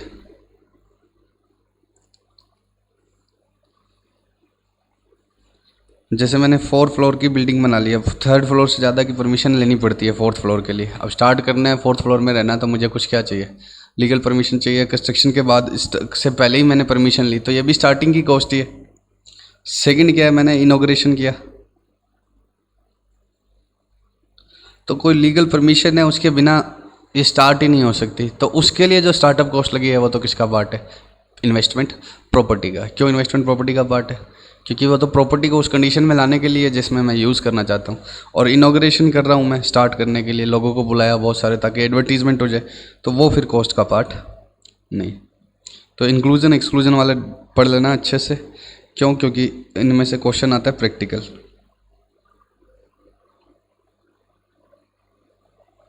ठीक है, बाकी हम कल करते हैं। छोटा स्टैंडर्ड है, 2-3 क्लास में पूरा हो जाएगा। Thank you.